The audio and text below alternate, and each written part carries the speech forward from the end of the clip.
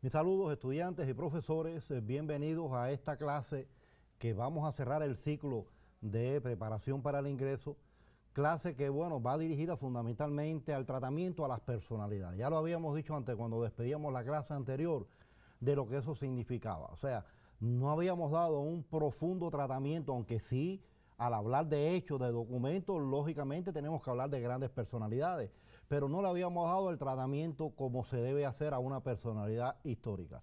Esto tiene sus lineamientos, recuerden que hay habilidades para el desarrollo de este tipo de actividad. Y la clase de hoy se la vamos a dedicar a este tipo de personalidades. Con una idea, y yo lo había dicho también en la clase anterior, no nos vamos a detener en esas personalidades que todos conocemos o que tipifican un periodo histórico determinado. Estamos, por ejemplo, hablando de Céspedes, Agramonte, Martí, Gómez, Mella, Villena. O sea, este tipo de personalidades que siempre que vamos a hablar de una etapa histórica están ahí como símbolos de esas etapas. Vamos a dedicarle el tiempo a aquellas personalidades que a veces por desconocimiento, por poco tratamiento, no le prestamos atención, las pasamos, leemos, vemos los hechos, a veces tenemos que mencionarlas, pero no las precisamos. Entonces, llegamos a un examen de ingreso, nos preguntan sobre este tipo de personalidad y realmente no tenemos el recurso para poder responder esa pregunta, porque no nos hemos preparado. Y a mí no se me olvida una experiencia que hubo cuando preguntamos la personalidad de Francisco Vicente Aguilera. ¿Cuántos muchachos no conocían quién era esta personalidad? Sí, lo habían oído mencionar, pero nada más se acordaban que era el gran millonario de la región centro-oriental del país en el siglo XIX, pero nada más. Su actividad revolucionaria no la recordaban, porque es este tipo de personalidad que a veces las mencionamos en un momento determinado, ya no las mencionamos más y entonces no le damos el tratamiento. Ese es nuestro objetivo y ahí vamos dirigiendo toda nuestra atención. Por lo tanto, vamos a las temáticas y bibliografía en forma general, mírenla allí. Vamos a repetir lo mismo que siempre hemos dicho, libro de texto y toda la parte audiovisual. Personalidades históricas que vamos a trabajar. Recuerden que en el final del libro de texto, y ahí está en pantalla, ustedes tienen el resumen de 34 personalidades. 34 personalidades donde ahí aparecen elementos generales de toda su actuación, lugar de origen, fecha de nacimiento y demás, para que ustedes se ubiquen y sobre la base de ese análisis que se hace al final del libro, ustedes puedan trabajar en una valoración. Por lo tanto, la valoración es muy importante como habilidad y es lo primero que yo tengo que conocer. Incluso cuando ustedes trabajan con sus maestros, ustedes tienen en cuenta cada uno de estos elementos. Pero como estas clases fundamentalmente se le dirigen a estos estudiantes, a ustedes que no pueden estar en el aula por las determinadas situaciones sanitarias del país, ustedes tienen que trabajar y tienen que tener ese recurso en la mano. Al no tener el profesor, la teleclase les puede ayudar y por eso algún familiar que los acompañe también puede aportarle algunos elementos en este trabajo. Vamos a la valoración. Pero la valoración, cuando yo lo hablo de forma general, valoración de personalidades. Vamos a la valoración primero.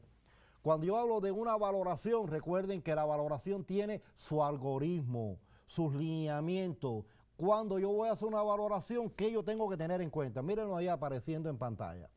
Es la forma superior del análisis que implica crítica. Es necesario estudiar el objeto en todo su desarrollo. Si yo voy a valorar un hecho histórico, no puedo valorar un momento, tengo que ver todo el hecho. Si voy a valorar una personalidad, tengo que ver la historia de esa personalidad para llegar a una conclusión. Determinar su trascendencia, su importancia, lo que significa en un momento determinado el hecho, el documento, la personalidad. La confrontación del objeto con diferentes puntos de vista. O sea, arribar a distintas conclusiones. Para yo llegar a mi propia conclusión, ver distintos criterios sobre eso que yo estoy analizando, sobre ese objeto. Y lo más importante, una valoración es un juicio de valor. La persona tiene que, está haciendo la valoración, tiene que tener en cuenta su propio criterio. Esas son las cosas que a mí no se me pueden olvidar de una valoración como habilidad. Pero yo quiero ahora especificar en una valoración de personalidad. Vamos allí. Esa valoración, esa cosa general, esa habilidad general, como yo la veo hacia una personalidad. ¿Qué elementos yo debo tener presente para hacer una valoración de una personalidad? Mírenlo allí. El nombre y los apellidos. Ahí usted tiene que ser práctico. Las pruebas siempre le van dirigiendo o piden el nombre y el apellido en singular para que hablen de un apellido, o simplemente el nombre y los apellidos para que hablen de los dos apellidos. Tiempo y escenario histórico, el momento histórico de esa personalidad, cuando transita, en qué momento de la historia de Cuba juega el papel importante.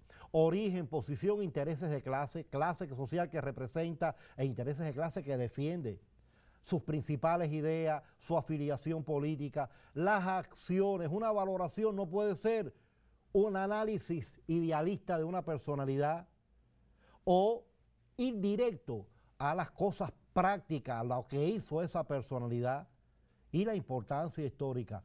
¿Cuántas veces ustedes no van a valorar una personalidad? Y les pongo un ejemplo muy clásico. Ustedes dicen, valore a Carlos Manuel de Céspedes, y todos a veces decimos, Céspedes patriota, un oriental que se destacó en la lucha por la independencia, abnegado por la revolución, un hombre grandioso de la historia de Cuba.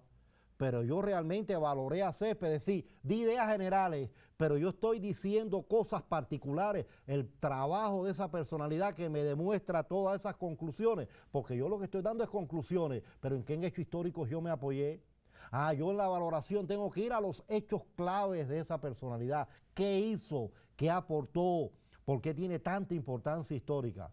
Para llegar a esas conclusiones. Y a veces pensamos que una valoración es simplemente dar, como decimos nosotros en el argot popular, una muela sobre esa personalidad. No es así. Tengan cuidado en las valoraciones. Hay que tener en cuenta, y siempre lo digo, los hechos históricos que caracterizan a esa personalidad. Si voy a hablar de Céspedes, ¿qué es lo primero que yo tengo que saber? Que Céspedes fue el que inició nuestra guerra por la independencia en el alzamiento en Demajagua. Ese Céspedes, no hay otra personalidad. Porque una valoración ambigua puede servirle a cualquier personalidad. No te defines a nadie. Entonces hay que tener cuidado cuando ustedes hagan las valoraciones.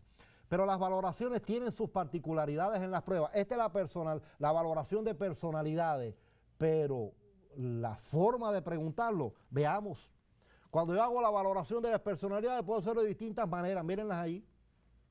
Directo, a través de una idea de valoración. Es cuando te dicen, valore a fulano de tal, valore a Carlos Manuel de Céspedes. O te digan, Carlos Manuel de Céspedes es una de las figuras más importantes de nuestra guerra por la independencia. Argumente con 4 elementos el planteamiento anterior. Estamos haciendo una valoración directa hacia una idea concreta, hacia un hecho concreto. Pero está la otra variante de la valoración a través de lo expresado por otras personalidades. Muy cotidiano en una prueba de ingresos es encontrar, nuestro comandante en jefe Fidel Castro, refiriéndose a Antonio Guitera, expresó una valoración que hace Fidel de Guitera. ¿Y qué te pide la orden de la pregunta entonces? Que a partir de lo que ha planteado Fidel, ustedes emitan un análisis, una valoración, una explicación, una fundamentación de eso que se ha planteado. Quiere decir que la valoración como habilidad fundamental juega un papel. Esto es en caso de las personalidades, pero ustedes saben que con los documentos y con los hechos históricos ustedes tienen que tener en cuenta también estos elementos. Hay personalidades que yo decía desde un inicio, están en la historia de Cuba, juegan un papel importante, sin embargo a veces ustedes no le dan la importancia que llevan. Vamos a dedicar entonces el resto de la clase de hoy a ver algunas personalidades que están dentro de este grupo de personalidades que no le damos una atención específica o las pasamos muy rápido y no nos detenemos en ellas. Vamos a empezar. Ahí tenemos el primero, Francisco de Arango y Parreño, una personalidad que ustedes conocen desde el tema número 1, y cuando hablamos del reformismo cubano en la primera mitad del siglo XIX, ustedes lo primero que cuando digan reformismo, ¿de quién ustedes van rápido a pensar? En Francisco de Arango y Parreño. Pero yo en la valoración tengo que tener en cuenta hechos concretos, mírenlos ahí en pantalla.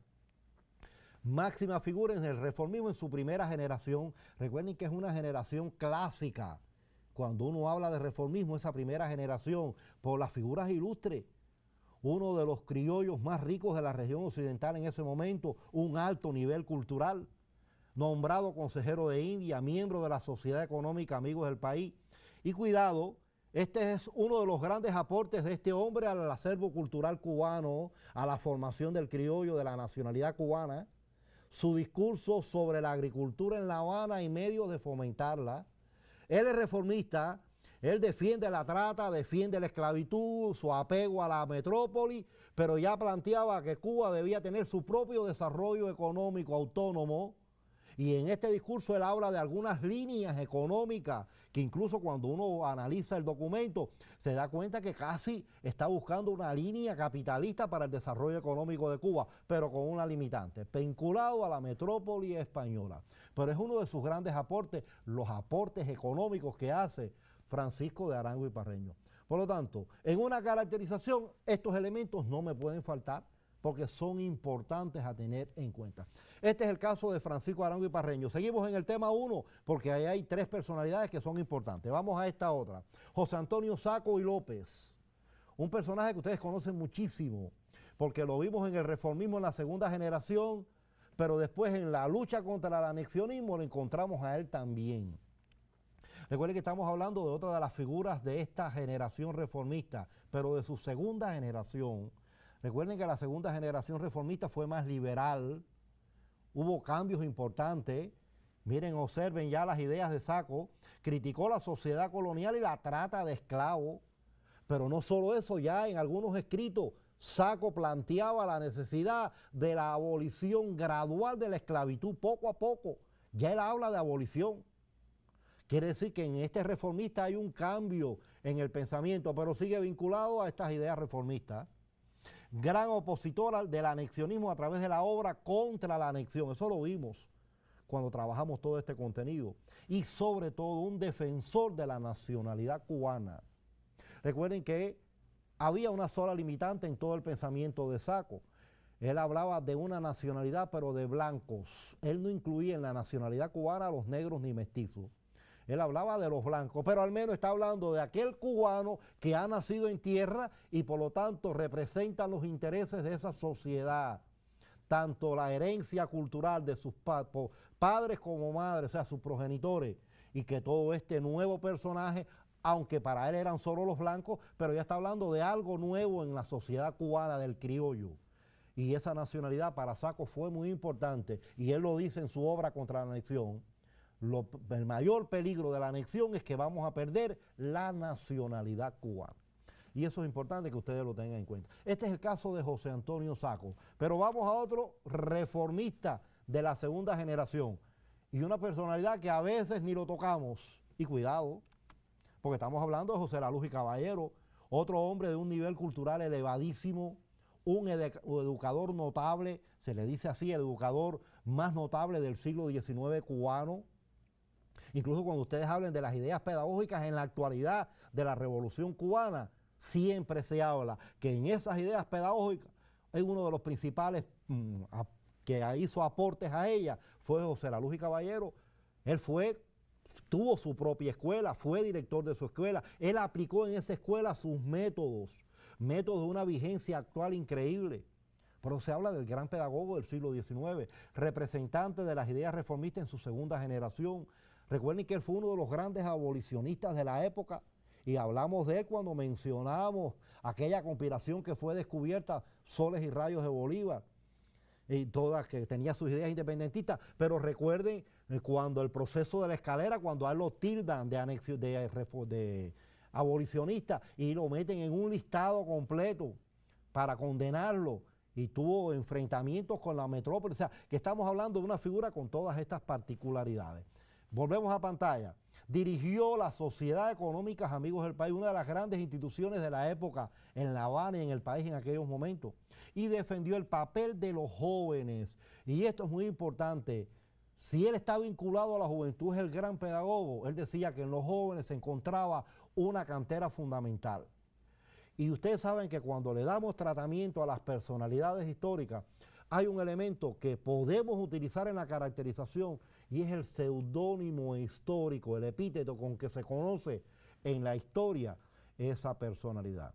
Y este apego de Luz y Caballero a los jóvenes se considera, se le da en la historia una denominación para identificarlo. Y vamos a pantalla, mírenlo allí.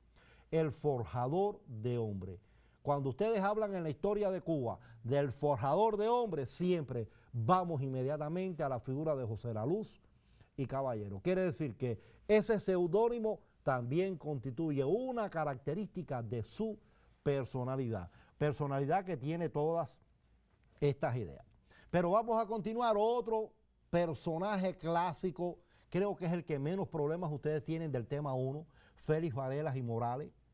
Queríamos detenernos en él, lo hubiéramos dejado como el clásico del periodo, pero hay cosas que yo quisiera destacar de Varela. Ahí están apareciendo de ese gran pensamiento, primero precursor de la independencia en Cuba. Fue sacerdote, filósofo, político y educador destacado. Recuerden toda su labor en el seminario de San Carlos. Publicó el periódico El Habanero, recuerden ese periódico a través del cual él divulgó todas sus ideas independentistas, un periódico que por determinadas razones tuvo que desarrollar todas esas ideas y ese periódico en la Florida, en Estados Unidos. Rechazó la esclavitud, es lógico, si está hablando de la independencia, uno de los elementos que contempla la independencia es la abolición de la esclavitud. Defiende la idea de lograr la independencia por esfuerzos propios. Él era partidario de todo desarrollarlo a partir de allí. Recuerden las posiciones, todas las valoraciones que se han hecho alrededor de Félix Varela por estas condiciones, por este pensamiento, que a pesar de ser un religioso, tenía un pensamiento muy avanzado para su época, y esto lo convierte en el precursor de estas ideas independentistas. Uno de sus alumnos, José de la Luz y Caballero, cuando valora a su maestro, ¿qué dice de él? Fue el primero que nos enseñó en pensar.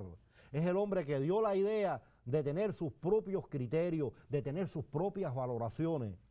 Pero José Martí, que no vivió en la misma época histórica, porque por una coincidencia histórica, en el año en que nace José Martí, muere Félix Varela. Pero hay una continuidad histórica. Y cuando Martí hace valoraciones de este precursor de la independencia, ¿qué dice Martí? Es un patriota entero, porque ese gran pensamiento lo convierte en esa gran figura. Y ese es el seudónimo histórico. Volvemos a pantalla. Cuando yo voy a hablar de Félix Varela, miren cómo yo lo denomino también, patriota entero. Ese seudónimo que Martí enarbola sobre esta gran personalidad histórica. Quiere decir, y es bueno que ustedes vayan resumiendo cada una de estas ideas porque eso nos da la medida de todo lo que queremos trabajar. Esto es refiriéndose a las grandes personalidades del tema número 1, personalidades que no podemos olvidar. Y observen qué coincidencia, 3 de ellas son reformistas y ahora estamos hablando de un independentista. Y cada uno de ellos hizo grandes aportes a la formación de la nacionalidad cubana. Pero nos adentramos en el tema 2. Y ustedes en el tema 2 tienen grandes personalidades. Sin embargo, hay algunas que le dan menos tratamiento. Vamos a dedicar el tiempo a esas que casi no tocamos. Vamos a la primera. Ahorita tomábamos el ejemplo de él. Francisco Vicente Aguilera Tamayo. Como decíamos, lo que más se nos apega de este personaje, el millonario de la región centro-oriental del país. Se calcula que sus propiedades y el número de esclavos que poseía sobrepasaba más del $1.000.000 de aquella época histórica, o sea, un millonario de aquella época, un criollo con ese poder económico. Sin embargo, eso no le limitó para que se convirtiera en una de las figuras principales en la lucha por la independencia. Y miren qué elementos podemos utilizar sobre él. Bueno, partíamos de esa idea, ¿no? El terrateniente más rico de la región centro-oriental, organizador del movimiento conspirativo en Oriente. Recuerden que estamos hablando de un movimiento conspirativo y él era partidario de comenzar la guerra terminada la zafra. Había que esperarlos, sacar los recursos para entonces entrar directamente en ello. Y sobre esta base, bueno, usted sabe que esto después trae contradicciones porque algunos terratenientes quieren la guerra rápida y otros la quieren de forma más lenta después de terminada la zafra. Era partidario de empezar la guerra, pero después de terminada la zafra. Pero es quien organiza el Comité Revolucionario en Bayamo. Es quien inicia todo este movimiento conspirativo a partir del papel de las logias masónicas en ese periodo. En la Asamblea de Guaymaros es electo vicepresidente de la República. Estamos hablando de una figura importantísima. Fue una de las figuras más importantes dentro de la Asamblea, dentro de la Constitución, y sacrificó todas sus riquezas en aras de la independencia. Recuerden el papel en la toma de Bayamo, recuerden toda la actuación de él en este periodo. Y cómo terminó la vida de Francisco Vicente Aguilera, un hombre millonario antes de empezar la guerra, termina su vida en los Estados Unidos en el año 77, muere producto del frío de los Estados Unidos, sin un medio en el bolsillo, pobre, un hombre que años atrás era millonario. Quizás vamos a preguntar, bueno, ¿y este hombre por qué pensó de esta manera? Simplemente porque era un revolucionario y en su pensamiento para él lo más importante que sus recursos económicos era la liberación de la patria. Por eso se considera uno de los grandes hombres de nuestras guerras por independencia. Sin embargo, no le damos a veces en el estudio el valor que lleva Francisco Vicente Aguilera, una de estas grandes figuras de la guerra. Pero como Francisco, miren este otro, Pedro Figueredo Cisneros. Quizás no de pronto digamos, ¿y quién es él? Vamos rápido, todo el mundo ¿cómo lo conoce? Perucho Figueredo, por el apodo. Pero es un apodo que no lo vamos a utilizar en la prueba porque ustedes en la prueba le van a preguntar por Pedro Figueredo, no por Perucho Figueredo, aunque la historia lo recoja con este seudónimo.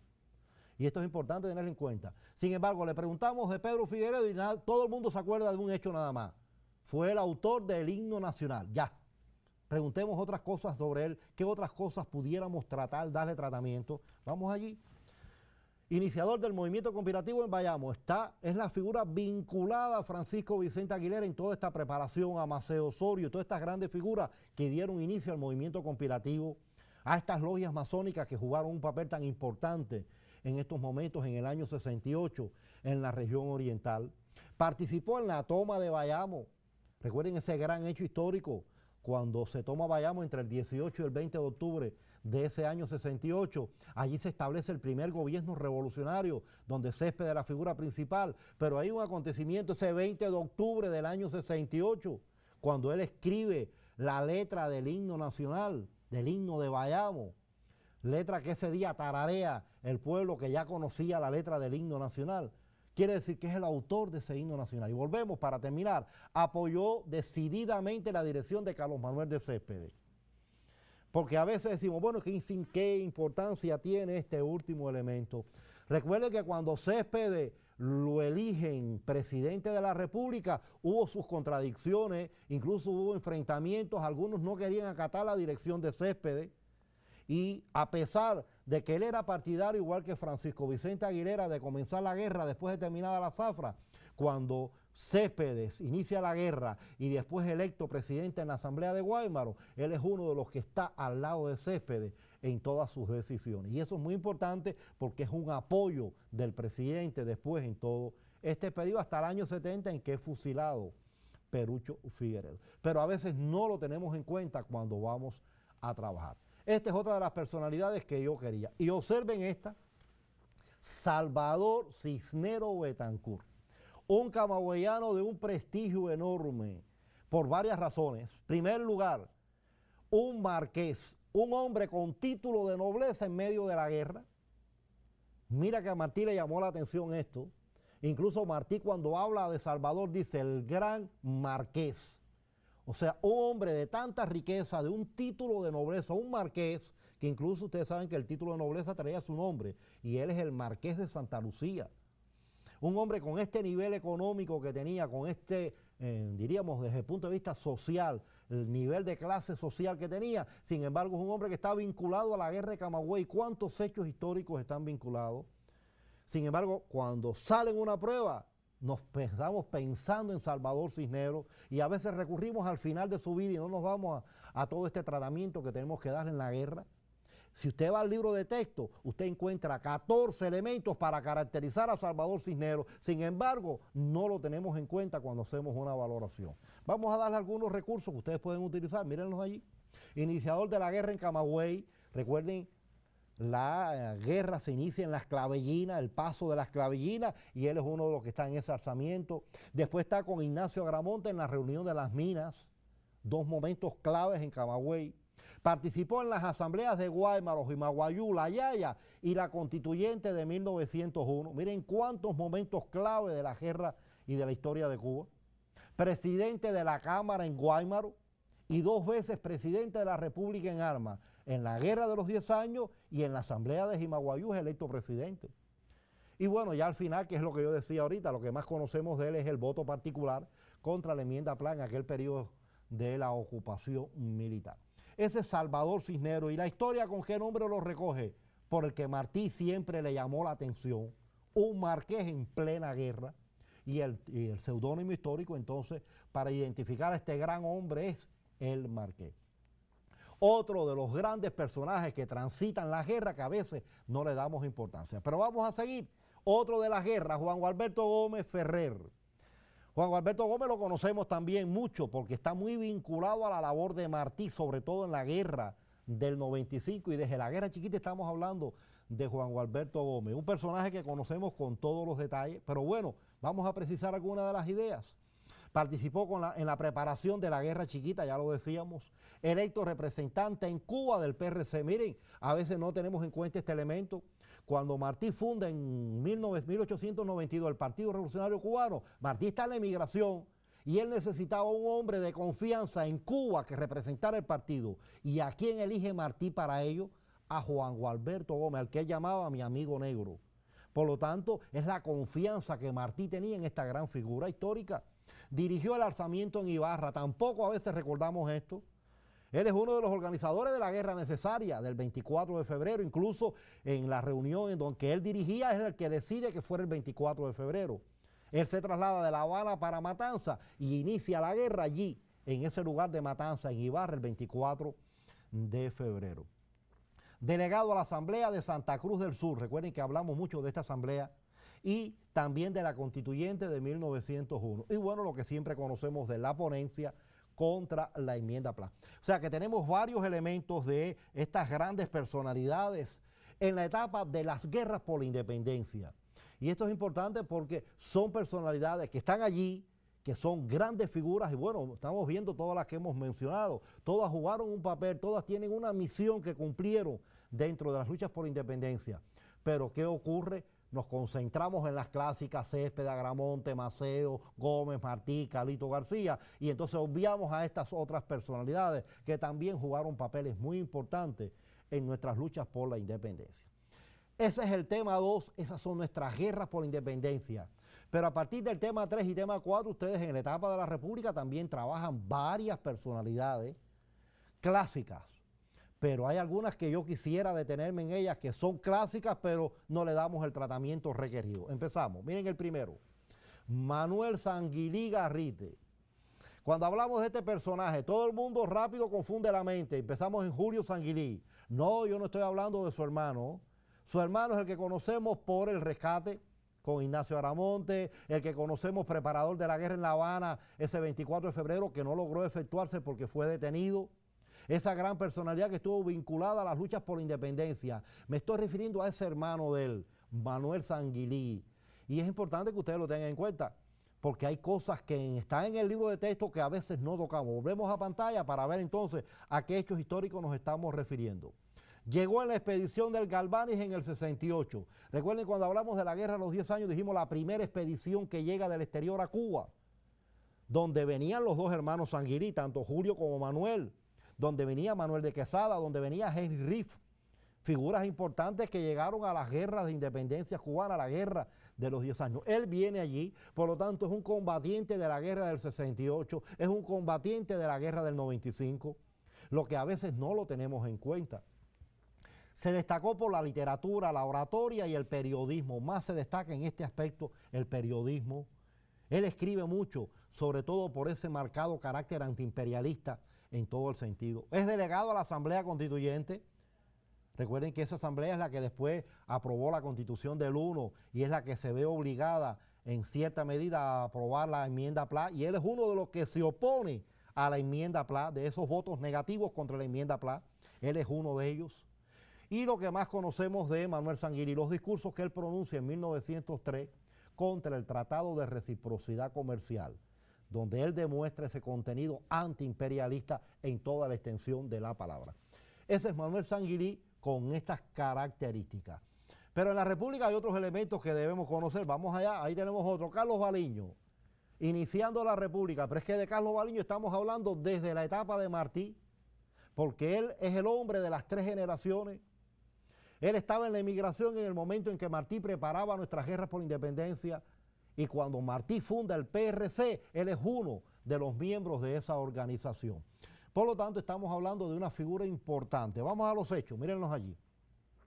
Participó con Martí en la fundación del PRC, organizó y dirigió el Club de Propaganda Socialista, el Partido Socialista de la Isla de Cuba y la Agrupación Comunista de La Habana. ¿Cuántos hechos no hemos trabajado nosotros alrededor de esta personalidad? Recuerden estos primeros años de la República, el Club de Propaganda Socialista, con el objetivo de divulgar.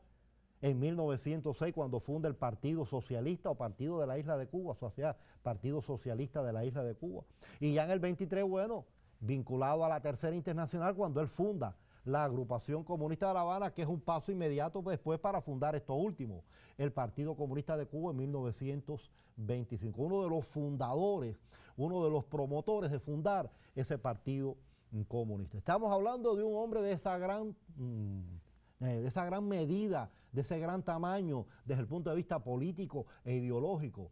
La historia, ¿cómo ha recogido a Carlos Baliño? Volvemos a pantalla, como el precursor del marxismo en Cuba. Y cuando hablamos de quién es el precursor del marxismo, estamos hablando de Carlos Baliño. Si fuéramos a hablar del hombre de las tres generaciones, es Carlos Baliño. De la generación del Partido Revolucionario Cubano, de la generación del Partido Socialista y ahora de la generación del Partido Comunista. Estamos hablando de un hombre con esta magnitud, un hombre que muere después de fundar el partido en 1926, pero un hombre que tiene esta grandeza y que a veces cuando hablamos de Carlos Baliño nos quedamos así y no respondemos porque solamente sabemos que es el fundador del Partido Comunista y ya, no tenemos el historial de este gran hombre. Ese es uno de ellos, pero observen este otro, Alfredo López Arencibia. A veces le preguntamos a los estudiantes algo sobre Alfredo López y la gente pregunta, bueno, ¿y quién es Alfredo López? Porque no le damos tratamiento. Sin embargo, cuando yo voy a hablar del ascenso revolucionario del 20 al 25, es una de las figuras clave de ese periodo. Estamos hablando de un líder obrero, un líder en la organización del movimiento obrero. Miren cuántas cosas brillantes tuvo este hombre. Organizó el Congreso Nacional Obrero en 1920. Recuerden que se le puede decir primer congreso o congreso del 20. Un congreso, diríamos nosotros, que demuestra la fuerza que ya adquiere el movimiento obrero, él impulsa la labor del movimiento obrero. Un congreso incluso que condena a una organización por su carácter proimperialista, un congreso que habla de unidad, y mírenlo inmediatamente, es secretario general de la Federación Obrero de La Habana. Eso es un acuerdo de ese congreso. Crear una organización regional obrera, y él es el secretario general de ella. Impulsó la celebración tanto del segundo como del tercer congreso. Pero bueno, hacemos referencia a este tercer congreso en Camagüey, porque allí nace la idea de fundar la primera organización nacional obrera de Cuba. Mírenla abajo, la Confederación Nacional de Obreros de Cuba. ¿Quién no conoce a la CENOC, que es como siempre le decimos? Esa fuerza que es diríamos, la base fundamental en la lucha contra Machado, donde Rubén Martínez Villena jugó un papel importante, y después la herencia de Lázaro Peña alrededor de la CENOC. Quiere decir que estamos hablando de un líder de este tamaño, de esta magnitud, como es Alfredo López. Sin embargo, no le damos la prioridad que lleva. Seguimos con la República porque hay cosas interesantes de líderes allí. Miren el otro, Pablo de la Torriente Brau, otro personaje histórico de esta etapa. Recuerden que Pablo de la Torriente Brau no es de nacimiento cubano, es puertorriqueño. Lo que radicaba en Cuba desde edades muy tempranas. Se vinculó a todas las luchas del movimiento estudiantil. Y ustedes, bueno, saben que muere en España. O sea, es un clásico internacionalista, puertorriqueño, cubano, y muere en España. Ahora, ¿qué cosas no se me pueden olvidar de Pablo de la Torriente Brau? Mírenlo allí. Primero, un periodista revolucionario de gran tamaño también. Recuerden que cuando hablamos de Pablo de la Torriente Brau, gracias a él se conoció todo lo que había sucedido alrededor de Realengo 18. Él es quien da a conocer en la historia de Cuba a Realengo 18 por todos sus escritos. Por eso hablamos de un periodista revolucionario, miembro del DEU, sobre todo el DEU de 1930, que es el que estoy hablando. Y, lógicamente, el desprendimiento que él tiene de esa organización, y después el fundador del ala izquierda estudiantil. Participa en la tangana estudiantil del 30 de septiembre del 30, esas acciones en la lucha contra Machado. Recuerden que él es uno de los que hieren en el enfrentamiento con la policía, Pablo de la Torriente Brau. Ya en la etapa, en la emigración en los Estados Unidos, creó junto a Raúl Roa esta organización, el ORCA, Organización Revolucionaria Cubana Antiimperialista, que jugó un papel importante en esa emigración. Después él regresa a Cuba y bueno, ustedes saben que se convierte en un luchador internacionalista en defensa de la República Española y en el año 36 muere en España en estas acciones. O sea, una figura de esta magnitud que a veces no le damos la importancia. Y miren cuántos momentos de la historia de Cuba está Pablo de la Torriente Bravo. Y tenemos entonces que jugar con esta realidad de esta gran figura histórica. Pero seguimos.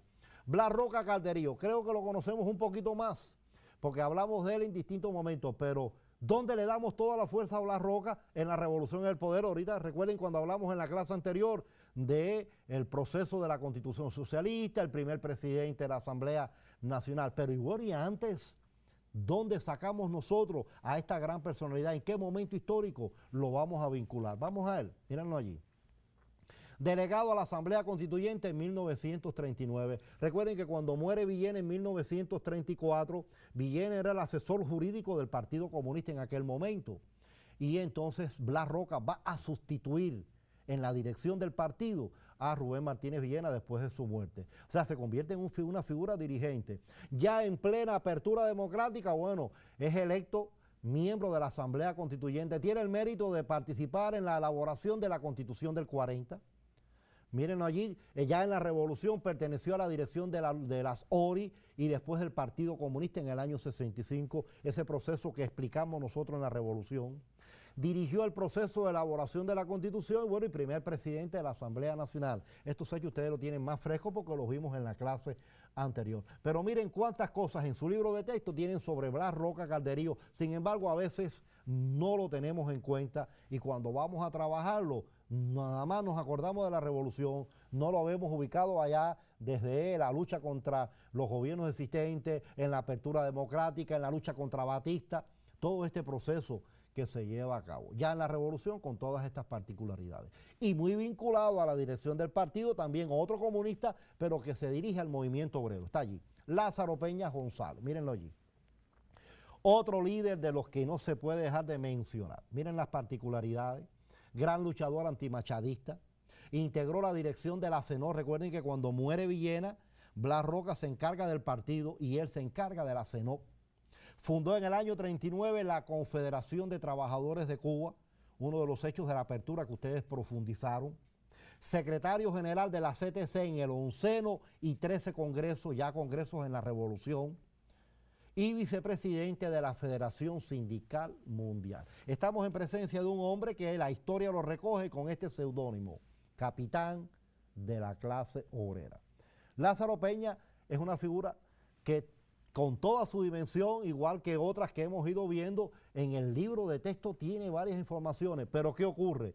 Nos dedicamos siempre a profundizar en las que más conocemos y estas las vamos dejando un poco al lado. Y es que Lázaro Peña, tanto como Blas Roca, juegan un papel importante en varias etapas de la historia de Cuba y llegan hasta la Revolución y de entrada en la Revolución son partícipes directos de todos los cambios que tiene la Revolución. Quiere decir que estamos hablando de estas grandes personalidades. Ya adentrándolos en otros periodos históricos también hay otras que pudiéramos profundizar. Miren, por ejemplo, Jesús Menéndez, ya finalizando el tema 4, otra de esas figuras que podemos trabajar. Sin embargo, preguntamos, quizás algún estudiante rápido vaya a su seudónimo histórico, General de las Cañas, y nos acordemos de él, o el diferencial azucarero. Sin embargo, tiene otras acciones que ustedes tienen que tener presentes. Miren las que están en pantalla. Participó en la creación de la SNOIA, Sindicato Nacional de Obreros de la Industria Azucarera. Él participa en esta organización, recuerden que es una organización que había nacido en el año 32 en la ciudad de Santa Clara. Y él, recuerden que es de Encrucijades y desde allí él tiene su participación al frente de los obreros de esa localidad. Y es partícipe de toda esta actividad del movimiento obrero y se crea este nuevo sindicato nacional. Fundador en el año 41 del Frente de la Federación Nacional Obrero Azucarera, que se reorganiza en el 45, se comienza a llamar Federación Nacional, o sea, la FENETA. Y en ambas fue elegido su secretario general. Todo esto sale por la apertura democrática. Recuerden que él es una figura principal en esa apertura democrática. Y sobre todo, lo que más conocemos de Jesús Menéndez es esto último. Promotor de la lucha por el diferencial azucarero. Recuerden que esto lo vimos en la apertura democrática. Y cuando yo hablo de diferencial azucarero, me estoy refiriendo a un aumento de salario que parte de la diferencia entre el precio que tenía el azúcar en un momento al precio que va a tener el azúcar cuando ésta aumenta. Y esa diferencia de precios del azúcar lleva a un aumento de salario. Por eso cuando yo digo diferencial me estoy refiriendo a diferencial azucarero. ¿Y cómo lo conocemos en la historia? Mírenlo allí. General de las Cañas, el hombre que representó al movimiento obrero, sobre todo el movimiento obrero azucarero, una de las figuras principales en todo ello. No por gusto, en enero del 48, las fuerzas del gobierno, de los gobiernos auténticos, bajo la orientación de Estados Unidos, asesinaron a Jesús Menéndez porque era una figura principal del movimiento obrero que para ellos, primero comunista y líder obrero, había que eliminarlo, había que sacarlo del medio. Y lo asesinaron en el año 1948. Jesús Menéndez, otra de estas grandes figuras históricas. Seguimos para no detenernos y que tengan todos los elementos. Otra figura, Raúl Roa García. Ya ahorita lo mencioné cuando hablé de Pablo Alatorriente y La Horca. Yo lo voy a volver a mencionar aquí porque él es uno de los fundadores de esa organización. Pero cuando hablamos de Raúl Roa, ¿qué es lo único que ustedes se recuerdan? Canciller de la Dignidad en la Revolución Cubana, primer representante de Relaciones Exteriores de Cuba, primer embajador cubano en el exterior de la Revolución. Eso lo conocemos todos, pero el historial de él también abarca varias etapas, vayan observando. Profesor de la Universidad Popular José Martí, cuando la etapa de la reforma universitaria en Mella, participó en la fundación del DEU del 30 y en el ala izquierda estudiantil, también está con Pablo Alatorriente vinculado en ese momento. Creó el ORCA junto a Pablo Alatorriente Bravo, ahorita hablábamos de ello, y fue embajador de la OEA y ministro de Relaciones Exteriores. Y ustedes saben la actuación de él cuando a Cuba la condenan en la OEA y la expulsan después en la 8ª conferencia. Por eso, por su posición combativa en esos eventos, nosotros lo conocemos como el canciller de la dignidad. Una de las figuras importantes que está en la lucha contra Machado, en las luchas contra los gobiernos y sobre todo en la lucha contra Batista, y se convierte en una de las grandes figuras de la intelectualidad cubana en todas las etapas que hemos analizado. Sin embargo, no le damos toda la explicación necesaria a esta gran personalidad. Son figuras que tienen esta magnitud, pero seguimos porque hay otras personalidades que conocemos un poco más porque las tenemos un poco más acá, las hemos reiterado sobre todo a partir del tema 5, pero quisiéramos rápido recordarlas. Vamos allá. Ahí tenemos el primero, Abel Santamaría Cuadrado, una de las grandes personalidades que ustedes conocen por todo lo que hemos visto. Recuerden cuando hablamos del contenido en aquella clase del periodo 53 al 58, como hablamos de Jesús Menéndez y de toda aquella figura, y hablamos de Abel Santamaría. Pero sobre todas las cosas, recuerden que él es miembro de ese grupo del ala radical que tenía el Partido Ortodoxo, es elegido como segundo dirigente de esa generación del centenario. Recuerden cuando hablamos de ese grupo de jóvenes que se le llama así generación del centenario, y cómo es elegido el segundo jefe de ese movimiento que se había creado. Su apartamento se convirtió en el centro de reuniones, tomó el hospital Saturnino Lora, fue hecho prisionero, torturado y asesinado ese día 26 de julio del año 53. Es una figura que transitó muy rápido en la historia de Cuba, pero en ese breve tiempo que estuvo en la historia de Cuba, tuvo esos momentos significativos. Ese es el caso de Abel Santamaría. Vamos a ver su hermana, Aide Santamaría, que tantas veces la hemos mencionado. También pudiéramos hablar de ella. Miren cuántas cosas pudiéramos tocar de Aide Santamaría. Participó en las acciones del 26 de julio del 53. Recuerden que ella es miembro también del ala radical del Partido del Pueblo Cubano Ortodoxo. De ahí salía Aide Santamaría también. Pero participa, es una de las mujeres que participa. Recuerden que es condenada a varios meses de prisión en la granja de Guanajay. Editó y distribuyó la historia de Max Olvera. En lo que los moncadistas estaban en prisión, ella se encargó de divulgar esa historia Max Olvera. Perteneció a la Dirección Nacional del 26 de julio. Recuerden, una de las mujeres que participa en esa famosa reunión del 17 de febrero del 57.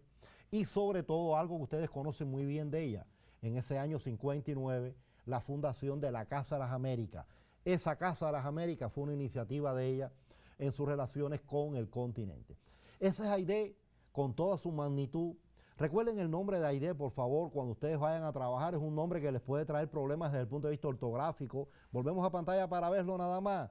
Miren, con H, con Y, dos E y se tilde en la primera E, y a veces no tenemos en cuenta, sin querer, en una prueba de ingreso nos pueden quitar hasta 3 puntos en una sola palabra. Hay que tener cuidado ahí también en esa palabra. Otra de las mujeres que pudiéramos, bueno, vamos a terminar, heroína del Moncada. Bueno, eso lo conocemos bien nosotros. Otra de las grandes figuras de la historia, de las mujeres, porque a veces dejamos a un lado a las mujeres y las mujeres son parte de la historia de Cuba. Ahí está. Miembro de la Dirección Nacional del 26 de julio. Recuerden que ella es en apoyo a las acciones del 30 de noviembre. A ella se le da la misión desde su territorio de apoyar el desembarco a los expedicionarios y sobre todo ella era encargada de ubicar a muchos de ellos para evitar la persecución de la tiranía. Se incorporó al ejército rebelde en 1957, fue el enlace entre la sierra y el llano, recuerden llano en el concepto geográfico, integró el Comité Central del Partido Comunista, diputada a la Asamblea Nacional del Poder Popular, una de las grandes figuras, incluso como la conocemos en la historia, la flor más autóctona de la Revolución Cubana. Ella es una de las grandes figuras de esas mujeres que realmente cuando uno las analiza de su propia imagen, representa la dulzura de esa mujer cubana y sobre todo al ver toda la labor, es una de las primeras mujeres que siendo miembro de la dirección del 26 de julio sube a la sierra y se vincula a toda la lucha, todas las situaciones concretas en una sierra, todos los obstáculos que allí se presentan, las situaciones difíciles, siendo mujer y tiene que vivir en esas condiciones y lo hace con tremendo honor. O sea, es una de estas mujeres que tienen estos méritos. Y otra que siempre insistimos en ella, ahí está Vilma Espín Guillois. Otra de las grandes mujeres que representan la historia de Cuba en cada uno de esos momentos. Ahí están los elementos que no se nos pueden olvidar, miembro de la Dirección Nacional del 26 de julio.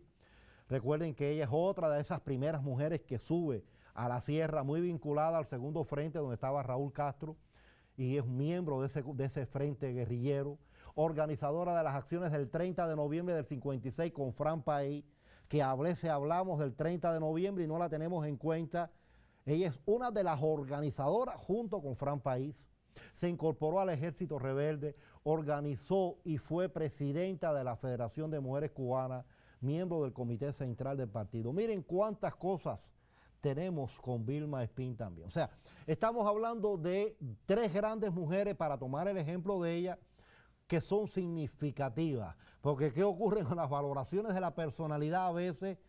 Que le damos una prioridad a los hombres y a los hombres, sin embargo, mujeres que juegan en la historia de Cuba papeles importantes, no las priorizamos. Y creo que estas 3 son modelos a representar en un periodo histórico determinado. La lucha contra Batistas y después ya en plena Revolución Cubana.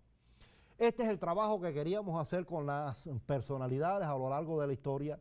Recuerden que son personalidades que un poco nos llevan a otro tipo de pensamiento. No quiero decir ahora que ustedes vayan a absolutizar estas personalidades que hemos visto en la clase. Les estoy dando una sugerencia de no perderlas de vista, tener en cuenta estas ideas sobre estas personalidades. Es lógico, en una prueba de ingreso le puede aparecer cualquiera otra de las personalidades. Son las clásicas o las que nosotros llamamos clásicas, porque en ellas representa todo un periodo histórico, toda una serie de particularidades que las tipifican en momentos determinados. Siempre que ustedes vayan a valorar una personalidad, apóyense en lo que vimos al inicio, en la parte metodológica de lo que es una valoración, de qué requisitos cumple la valoración de personalidades, los tipos de preguntas que me pueden hacer en todo ello. Siempre que hablemos de personalidades históricas, ustedes tienen que jugar. Ahora, cuando vayamos a las personalidades, y yo quiero un poco detenerme en esta última etapa por todos los elementos que les estoy tratando, de tener en cuenta estas características. La valoración, si la fuéramos a hacer, porque hay alumnos que nos preguntan a veces por las llamadas telefónicas, por el móvil, y nos preguntan al final, profe, ¿y por qué a veces en las pruebas no nos dicen directamente una valoración de una personalidad? O sea, valora a tal personalidad, valora a Julio Antonio Mella, al directo. Recuerden que es una de las variantes que pueden suceder. Pero ¿qué ocurre allí? A veces, si sometemos a una valoración directa, como yo estoy diciendo desde un inicio, que una valoración es un criterio propio, un elemento que yo voy a aportar, como es un juicio personal, yo puedo emitir en mi criterio, que puede o no estar acorde a criterios posteriores. Puede ser que varias personalidades, al referirse a un hecho, un documento, a una personalidad, tengan un criterio. Sin embargo, en mi valoración, yo tenga otros criterios, otros puntos de vista. Y entonces una valoración directa puede crear ciertos puntos de vista, ciertas dificultades. Y entonces, ¿qué se trata de evitar? De que el estudiante o la persona que vaya a valorar al directo no cometa imprecisiones, no vaya a elementos secundarios de la personalidad que no lo caracterizan, porque a veces creemos que las personalidades históricas no son seres humanos, y los seres humanos hacemos cosas muy buenas, pero a veces cometemos errores. Y entonces, ¿qué ocurre? Que en una valoración directa quisiéramos a veces algunas personalidades destacar todos los elementos, incluyendo los negativos, y a veces le damos más peso a los elementos negativos que a los demás elementos. Y eso es lo que queremos evitar. Por eso, ¿cuál es la tendencia en el examen de ingreso? A que la valoración te diga: Carlos Manuel de Céspedes se destacó por ser una de las figuras más brillantes de la historia de Cuba. Argumente con 4 razones. O sea, ustedes van a demostrar lo valioso de Carlos Manuel de Céspedes. Lo mismo ocurre cuando es una figura histórica, un líder de la revolución haciendo referencia a una personalidad, y entonces tener en cuenta. Ese es un criterio que yo al final de esta clase quería tener en cuenta, porque hay varios criterios de estudiantes que nos han preguntado, tienen esas dudas. Es por eso que no a veces parece una valoración directa, para evitar que vayan a desviar la atención a no lo positivo de la personalidad, sino a lo negativo. Y un ejemplo que le pongo es el caso de Vicente García, aunque no es de las a valorar, pero Vicente García, como a veces queremos verlo nada más. Cuando yo digo es un gran patriota de la historia de Cuba, porque no estoy yendo para la parte más brillante del hombre, su combatiente de la guerra de los 10 años, de todo lo que hizo, gran estratega militar. Sin embargo, muchos estudiantes hacia dónde dirigen la atención: a ese error que cometió con la sedición de Lagunas de Barona o de Santa Rita, a esa visión estrecha que él tenía de la unidad, a un caudillo con sus limitantes regionalistas, con sus limitantes localistas. Y entonces nos vamos a la parte negativa y no nos vamos a la parte positiva. A eso nos queríamos referir, o sea, cuando vamos a valorar las personalidades históricas. Sin más, entonces nos estamos despidiendo. Vuelvo a reiterar, cada una de estas clases que hemos transmitido tienen un solo objetivo: darles sugerencias, un poco animarlos, no se sientan un poco decaídos porque ha pasado tanto tiempo, se rompió el ciclo de la prueba de ingreso, quizás piensen que no van a tener el tiempo necesario para su preparación. Y esta es una vía que creo que le estamos dando para que ustedes puedan trabajar y esto les sirva de base. Sin más, entonces, cualquier situación, remítanse a los medios audiovisuales, que esto les va a ayudar mucho al trabajo que van a realizar. Y si nos vemos otra vez, bueno, que sea con la mejor intención de que aprendan un poquito más de la historia de Cuba. Hasta la próxima.